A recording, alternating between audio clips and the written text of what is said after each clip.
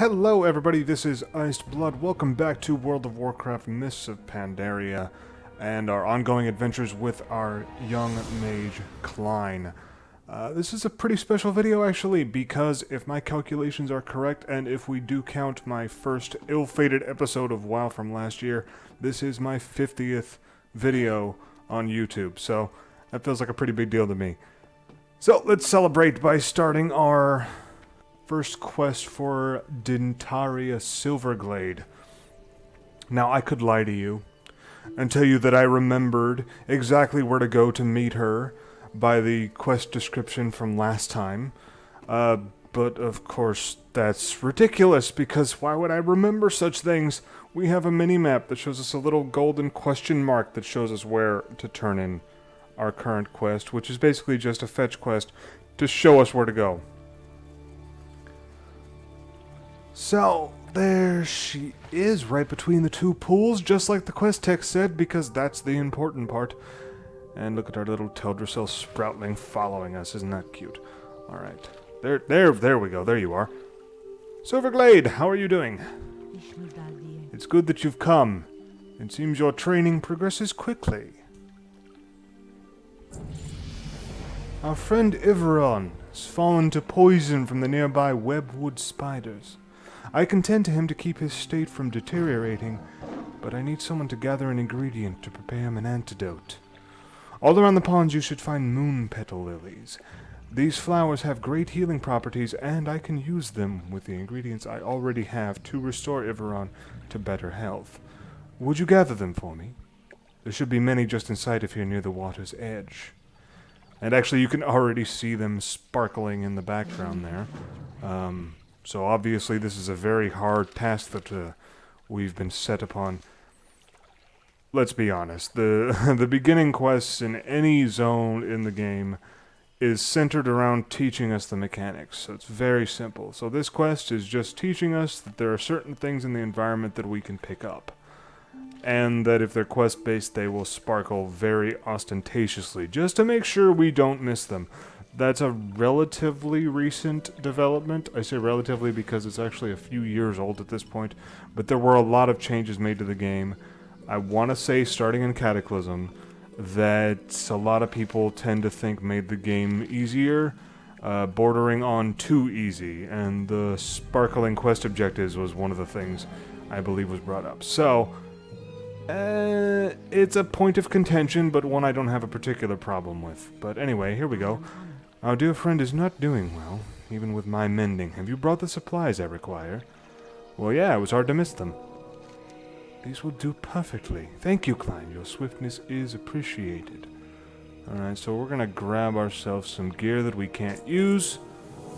I must ask something more dangerous of you. Strange news has traveled to me through the whisperings of the forest spirits. His poison is cured, but it will take some time for him to recover. Alright, apparently she can talk in two voices at once. The mysterious woodland protector, Teldrassil, has returned to Shadowglen again. The Dryad's presence has not been felt in the forest since the blessing of Teldrassil. Something is surely amiss if she has journeyed back to this land. Seek out Teldrassil in the Shadowthread Cave to the north. It's dangerous, but we will be prepared with this antidote just in case. Oh good, so just in case we're poisoned, there's an antidote. That's great. I suppose we shouldn't worry about whether or not it's too strong. Maybe we won't be able to make it back here in time. Oh, what am I talking about? We're an adventurer, we're superhuman. We're super elven? We're not human. Anyway, we don't have to worry about such trifles. Obviously, we're too powerful for that. Anyway, right up here, just up north, we don't have to worry about any monsters around here, because if you notice that their names, when they're hovered over, are yellow, and that means that they're non-hostile. They won't attack until we attack them, which is quite different from the creatures we will encounter here. The webwood spiders are corrupted, thus they are hostile, thus they will attack us once we reach a certain radius around them, so we have to be careful. Well, relatively, obviously. Not too careful, it doesn't really matter. I've come to help. Let us stay together for a while. Okay, sure, why not? almost seems as if he was born with this corruption inside of him. Oh no! I see you found me, young night elf. Dentario was wise to have sent you. Alrighty, here's hoping. I'd hoped to never return to Teldrassil for such grim business. I'd hoped that its corruption had been wiped away completely. Something foul lingers. These spiders suffer much more deeply from the corruption than the other nearby wildlife. They're becoming a danger to your people and a danger to the forest. We must thin their numbers, but more importantly, we need to find the source of the corruption that plagues them. I will come with you and aid you in this. Thank you. I'm not sure I'll need it. As you know, we are a very powerful mage. Look at what we can do. We can throw fire and ice and any number of other crazy things at our enemies. I don't think we need the help of a dryad. Oh well. We have to turn this quest into her, so it's nice that she's right alongside us. We can just turn around as soon as we're done killing our webwood spiders and turn it back in. So here we have our first glimpse of hostile enemies. Like I mentioned before, once you hit a certain radius, they will attack you, and this is typical of opening zones as I understand them. First few quests, you're dealing with neutral enemies, and then after a while you start running into the ones that are obviously evil and must be culled, or something. Still very simple quests we're dealing with. Kill these, and then kill this, and then go give this to that guy, and very simple stuff. We're not going to be dealing with much in the way of complex narrative or mechanics or anything until a while. Now that right there, Githias the Vile, we will be coming back to her? I think it's a her. Yeah, of course. Of course it's female, because, well, you'll find out. But we have to kill some more webwood spiders before we can deal with old Githias there, so let's backtrack a bit. You can look at the mini-map, see that blue oval-ish shape that shows us where on the map we can find our quest objectives. So right there shows that all throughout this cave we will find our webwood spiders that we need to kill. It's very useful when you're dealing with a wide open expanse, and especially when like you'll come across quests where the blue is like a sliver, so there's not much in the way of room showing where to go, and that's actually really helpful, especially once we get later on, once we get our first mount, especially once we can fly. Once we can fly, we'll be covering a lot of distance very, very quickly, and having that blue outline showing us where quest objectives are will be very useful. Right now, it's kind of, well, duh. Of course we'll find the spiders we need to kill in the cave. Anyway, there's our 12, so let's turn this in. This corruption these spiders suffer from is not simply surface deep. It cannot be magic or subtle malintent. It's bred into them. It seems our next task is clear. Yes, pick a reward. We're picking the staff, even though we won't be replacing it because it's worth the most. If these spiders are born with corruption in their veins, then their broodmother must be at the root of this evil. Let's make our way to the far north end of the cave and seek out Githias the Vile. The answers we seek lie with her. Alrighty, so there we go. Now we have to kill the broodmother. So yes, Githias is female. She gave birth to all these other spiders that we have to kill. I don't have to kill these little ones. I'm just doing it so that they don't attack us. Interest of full disclosure. Not full disclosure, I guess that's the wrong word. Basically, I'm being thorough, is what I'm trying to say. And it's a nice little experience boost. Not too much, I mean, per monster kills, you don't end up with that much in the way of experience points. But since we have all this heirloom gear, we actually do get a boost to experience. I think it's like about 40 to 45%, if I'm correct. We are actually missing one piece of gear that we could have gotten. It's a ring. That gives 10% experience boost, but that's just really, really stupidly hard to get, and so I passed on it. But we have everything else, so we do have a substantial boost to our experience per kill and per quest. But like I said, per monster, not that big a deal. This totem has been corrupting the eggs. Seems a greater threat looms. The gnarl pine remain tainted by something most foul. Oh, there we go. A corruption totem. Well, how fitting. Githias and her brood were being corrupted by this totem. This is a Firbolg totem. It's very troubling indeed. This means the Gnarlpine are still a danger to these forests. We let our guard down too soon. That's troubling. We'll take the cloak, even though we don't need it. Again, I will pursue the trail of the Gnarlpine and track this corruption to its source. If you ever encounter Athredas Bearmantle in Dolinar, he knows intimately of the problems that plague this forest. He can direct you on how to help further. I'm sure we'll meet again with time. Perhaps you can aid me in dealing with the source of this corruption once I locate it. For now, I'll take you back to Dentaria so that you may finish your training. Thank you for all that you've done. Oh, cool. She's going to teleport us so we don't have to walk all the way out of the cave. How convenient. Hello, Dentaria. You've returned. It's good to see you. Seems you've dealt with the source of much of the corruption in Shadowglen.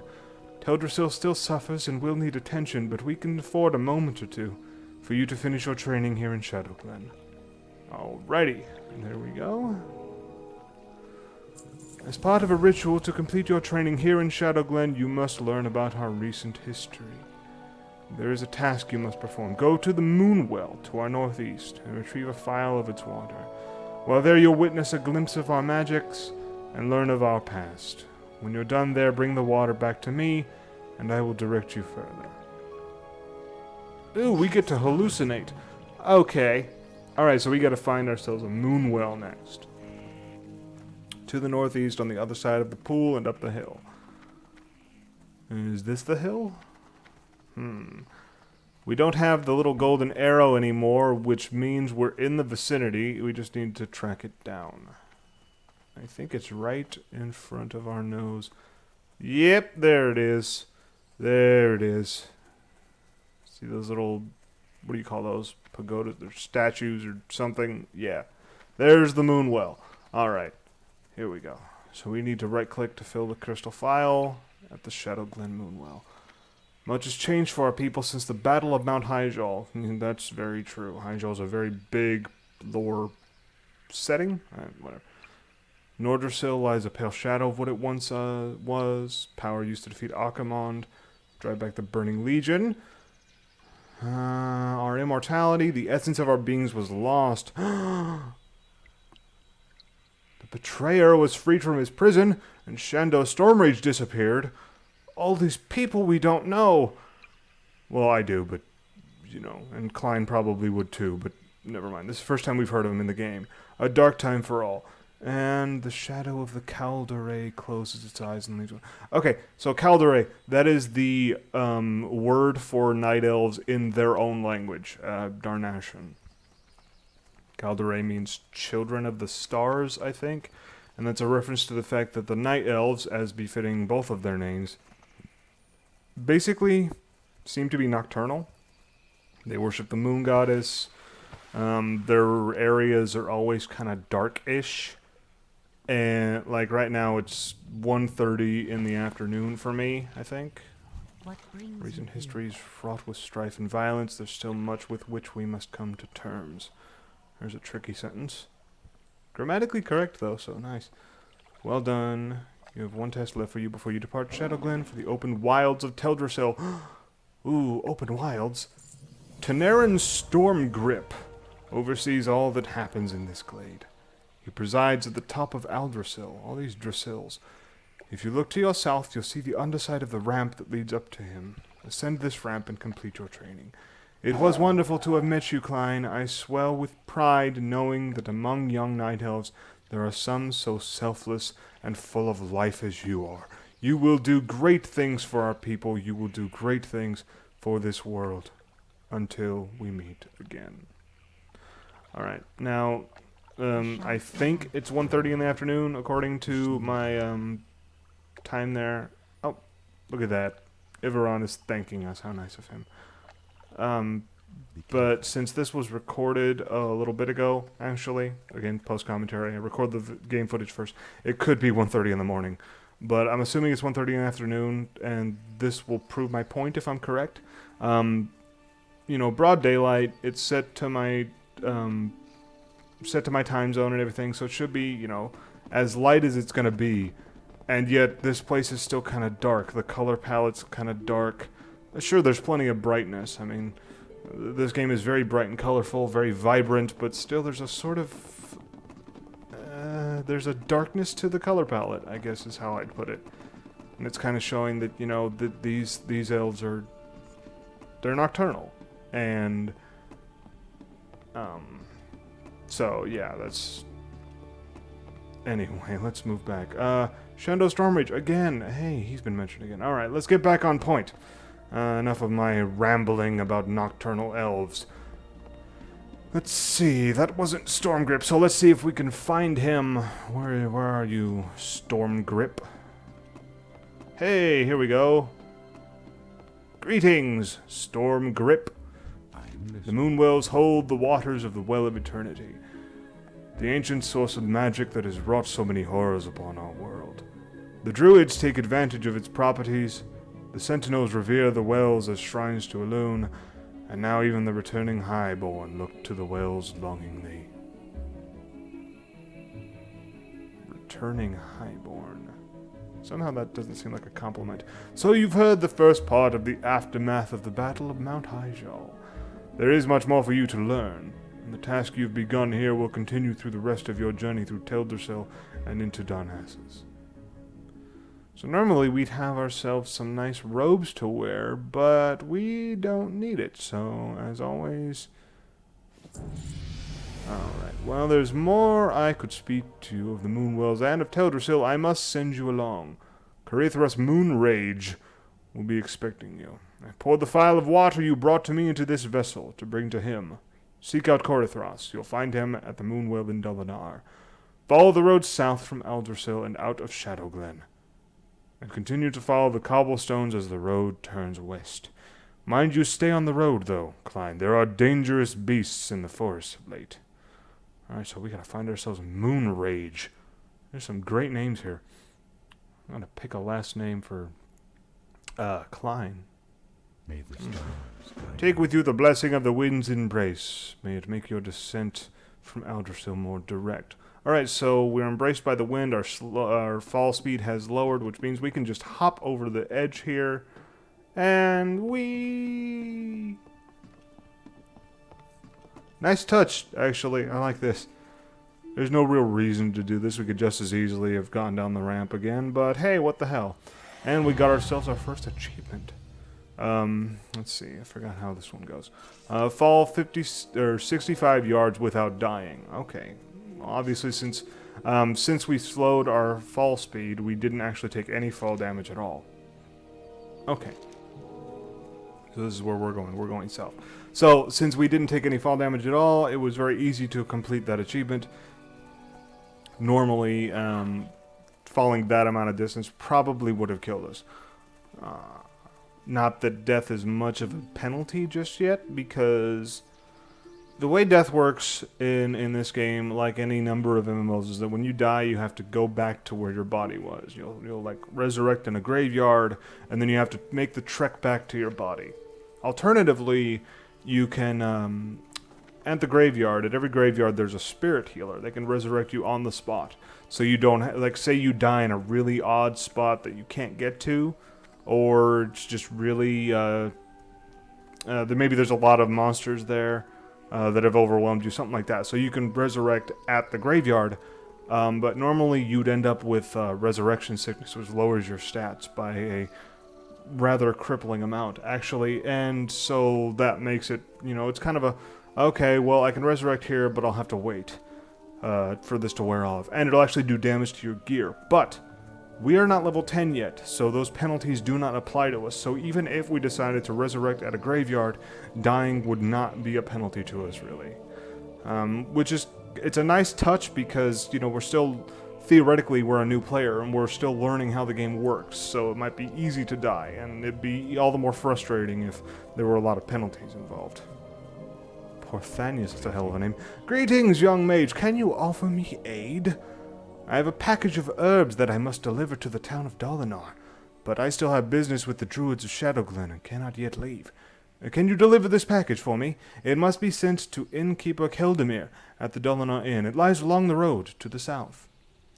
Well, hell, Porthanius, we're heading there already, so why not? Go in. Alrighty. That's another common opening quest to show you to the first inn in your zone, whatever it happens to be. And that's actually kind of important because we have an item. You'll notice it right above... okay, now I know where I'm going. Right above our first attack there, on the bottom left bar, right above that, you see that little rock? That's a hearthstone. One of WoW's more ubiquitous items.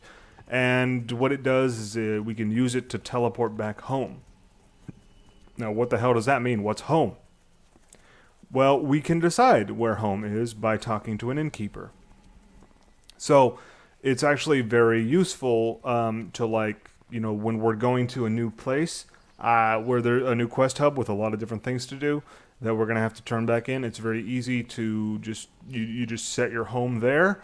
And then when you're done with all the running around you got to do, you just teleport back and you turn it all in. So that's awesome. Zen Foulhoof, who the hell are you?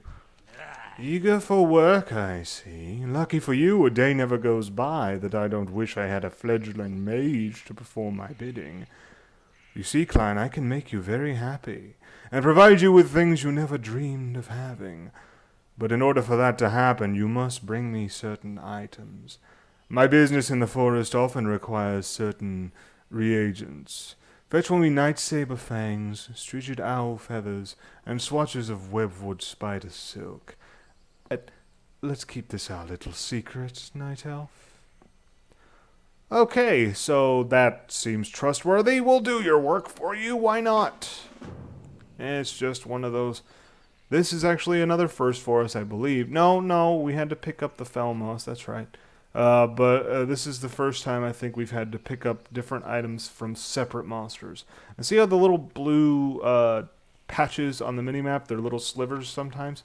That's what I was talking about. Once you get a little further along, it's very nice to have those blue swatches to show you where to go, because otherwise you may end up going along a part of the map that doesn't have anything that you need, and it just ends up wasting time. So... granted, you know, MMOs don't end. The whole point of a lot of them is that they're a time sink, and that's kind of the whole point. But at the same time, we might as well make this as efficient as we can. Especially considering something that I want to do. I don't know if we'll be able to, but I'm definitely going to give it the old college try. Is get Klein to level 90, the current maximum level, before November hits, because that's when the new expansion will show up. Warlords of Draenor, which will up the level cap to 100. And it'd be really cool to get Klein up to max level before that happens. So that's what we're going to try. So we're going to make sure to try and be as efficient as we can with all of our questing so that we can make the most of our time. Because as of this recording, it's the 19th of August. And I will be putting this video up later today, so it should be up on that same day. And so we have, what is that for? I am terrible at math. Let's see, August, September, October, November. So we're looking at, well, let's see, it's November 13th, so we'll say halfway through November, and it's currently halfway through August. So there's 1 month, 2, so about 3 months, I would say, 3 or 4 months. Is it Yeah, numbers. I'm an English major. I hate numbers, okay? So anyway, we've only got a few months. So, and like I said, I think I said before, leveling has been streamlined. Things have been made a little easier to level, especially in the early game, 1 to 60. For those of you who may not know, originally when the game was first released, back in 2004, the max level was 60. Now it's 90, so they've added 30 more levels of content, and they're about to add another 10. So, you know, 60 was the maximum level, so it's kind of considered the first rung, I would say, of the journey. 1 through 60 is the... we're going to be on Azeroth, here on the first 2 continents, throughout the course of leveling to 60. And then once we hit 60, we'll head into Outland. That's actually the current Timelines version of Draenor, which we will be visiting as well in the new expansion. And then after that, we'll head back to Azeroth to visit some zones that we can't reach yet for Cataclysms content. Then, wait, I got that backwards. After Outland, we go to Northrend, that's right. Yeah, because 70 to 80, and then 80 to 85, we go back to Azeroth, we do Cataclysms content, and then 85 to 90, we'll be heading to Pandaria. So there's plenty of mileage that we have to cover if we're going to get to level 90 before the new expansion. So, let's see, this should be it, I think. Let's see, do we have our last Fang? Hey, look at that, we have our last Fang. The quest is now complete. Let's go talk to that very trustworthy sounding satyr and turn in our quest, shall we? I leveled up a little bit ago, and you might have noticed that we got ourselves the move Fire Blast, which will prove useful. And pretty soon I think we'll get Blink, which is an awesome move that lets us teleport a very short distance. That'll be awesome for travel and combat. Have you been a busy little bee, Klein? I've been waiting for you to bring me what I need.